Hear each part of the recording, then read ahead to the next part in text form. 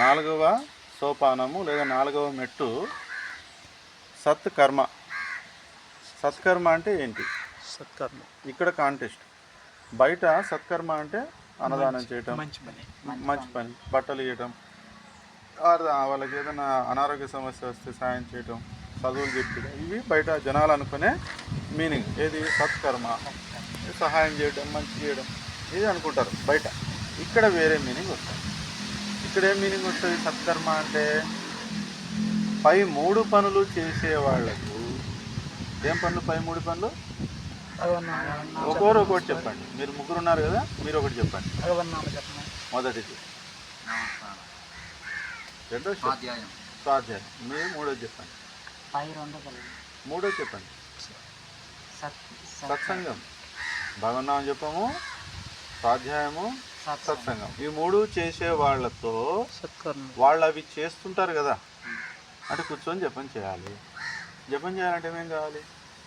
కింద మ్యాట్ కావాలి, దర్భాసనమే కావాలి. వాళ్ళకు 100 రూపాయలు పెట్టి స్తోమత లేదు. అప్పుడు మనం ఏం చేయాలి? కొనిస్తే దాన్ని ఏమంటారు? కర్మం, సత్కర్మం. జపం చేయాలంటే ఇప్పుడు ఇక్కడ ఓపెన్ గాలి తగ్గుతుంది. మనం ఒక చోట రూమ్లో కూర్చొని జపం చేసే పరిస్థితి ఉంటుంది. ఓపెన్ ప్లేస్ దొరకవు.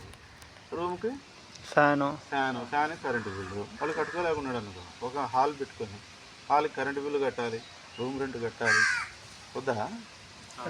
దానికి అవి ఇవి వస్తువులు, చీపురు చేయడానికి ఒక పని మనిషి, లేదంటే మనమే చీపురు చేసి చిమ్మడం, రూమ్ శుభ్రం చేసి బూజు దులపడం, ఒక జపం చేసి హాల్ మెయింటైన్ చేయడం, దానికి కావాల్సినటువంటి శారీరక శ్రమదానం, ఆర్థిక దానం, ఇంకా 10 మందికి ఇక్కడికి రావడానికి, ప్రచారం చేయడానికి పాంప్లెట్లు కొట్టడం, లేదంటే ఈ వీడియోలు ఎడిటింగ్ చేసి పెట్టడం, ఇట్లాంటివన్నీ చేస్తే అక్కడ ఏం జరుగుతుంది?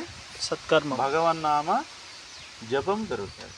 జపం చేస్తే కర్మ నశిస్తుంది. కర్మ నశిస్తే పునర్జన్మ, ఫుల్ ఎంజాయ్మెంట్ వైపు పోం కదా. ఇది మర్చిపోవద్దు. ఏంటి? ఫుల్ ఎంజాయ్మెంట్ మర్చిపోవద్దు. దాన్ని వద్దు కదా, మనకి కావాలా. కాబట్టి మనం మోక్షం వైపు పోవాలంటే భగవన్నామ జపం జరగాలి. భగవన్నామ జపం ఎవరు చేయాలి? మనం చేయాలి. చేసేవాళ్లకు సాయంగా ఉండాలి, రెడీగా ఉండాలి. వాళ్ళు చేయండి అన్న, మీకేం కావాలి చెప్పండి.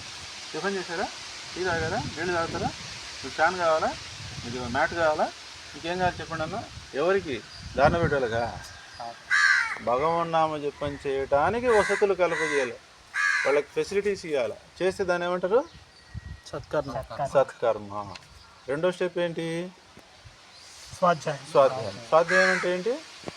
రామాయణము, శ్రీమద్ రామాయణం, శ్రీమద్ రామాయణం, శ్రీమద్ భాగవతము, శ్రీమద్ మహాభారతము, శ్రీమద్ భగవత్. శ్రీమద్ అనే పదాన్ని చేర్చి పలకాల వాటిని. అట్లే రామాయణం, భారత తినకూడదు అన్నమాట. అవి పరమోన్నతమైన గ్రంథాలు, సత్య గ్రంథాలు, ధర్మ గ్రంథాలు. వాటిని అట్లా ఏకవచనంతో పిలవకూడదు. శ్రీమద్ రామాయణము, శ్రీమద్ భాగవతము, శ్రీమద్ భగవద్గీత, ఇట్లాంటి గ్రంథాలను మనం చదవాలి అనుకునే వాళ్లకు ఆ పుస్తకాలు కొని ఇవ్వాలి. అవి కొనలేకపోతే మనం తలా ఇంత వేసుకొని ఒక లైబ్రరీ లాగా మెయింటైన్ చేయాలి. ఈ పీడిఎఫ్లు తయారు చేయించడానికి, ఎడిటింగ్ చేసి పీడిఎఫ్లు చేయడానికి డబ్బులు ఏర్పాటు చేసుకోవాలి.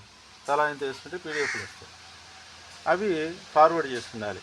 దీన్ని ఏమంటారు? సత్కర్మ.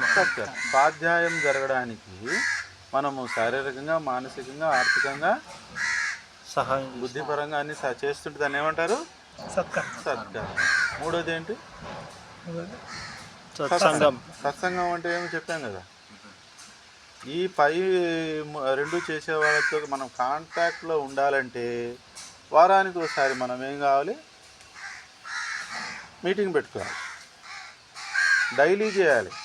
సామూహిక జపం, సామూహిక భగవన్నామ జపం, దాని ఏర్పాట్లు చేసుకోవాలి. ఇదే కదా సత్సంగం అంటే. సో దీనికి కావాల్సిన ఆర్థికపరమైన స్టెప్పులు, జన సమీకరణ, ఈ సబ్జెక్ట్ నాలెడ్జ్ అందరికీ నేర్పడం. ఎవరైనా ఫుల్ ఎంజాయ్మెంట్లు వద్దురా, మనం గబ్బు పెట్టొద్దురా. మానవ జన్మ మరలా రాసుకొని పెట్టుకున్నాం. అది మానవ జన్మ దుర్లభం, మరలా రాదు. అంటే సీక్వెన్స్, కవితలాగా మానవ జన్మ మరలా రాదు. కాబట్టి దాన్ని ఏం చేయాలి? సద్వినియోగం చేసుకోవాలంటే ఇవే ఇంకెవ్వడైనా ఇదే చేయాల్సింది. ఎంత మహామేధావైనా ప్రపంచంలో మేధావులు, జ్ఞానులు, యోగులు, సిద్ధులను ఇవే చేయాలి, ఇంక వేరే దారి లేదు. సో ఇవి చేద్దాం రా బాబు అని మనం అందరినీ వినగలిగేవాడు ఉంటాడు, విననోడిని వదిలేయడమే అని కర్మ. అది చెప్పడం మన వంతు, చేయడం ద్వారా వాళ్ళకి నేర్పడం మన వంతు. వాడు విని నేర్చుకో, ఇప్పుడు చేస్తున్నాం కదా ఇక్కడ చూసి పక్కకు పోతున్నారంటే వాళ్ళు ఫుల్ ఎంజాయ్మెంట్ కావాలి. వాళ్ళకి ఏం కావాలి? ఫుల్ ఎంజాయ్మెంట్ చేయనిలే, మనకేం కర్మ, మనకు కావాలి ఫుల్ ఎంజాయ్మెంట్. ఎంత మంచి మన వద్దు న్యాచురల్గా అనిపిస్తుంది. అట్లా వాళ్ళకి రావాలంటే మనం చేస్తూ వస్తే వాళ్ళకి ఒక రోజు. సో ఈ 3 పనులు చేయడానికి మనం అన్ని రకాలుగా సహకరించటం, ఒక సమూహాన్ని తయారు చేయటం, దానికి శారీరక శ్రమ చేయడం, నోటితో మాట్లాడడం, తెలివిని ఉపయోగించి ఎట్లయితే ఈ 3 జరుగుతాయి, ఈ 3 జరగాలి కదా అని తెలివిని ఉపయోగించటం, మన మాట పలుకుబడిని ఉపయోగించటం,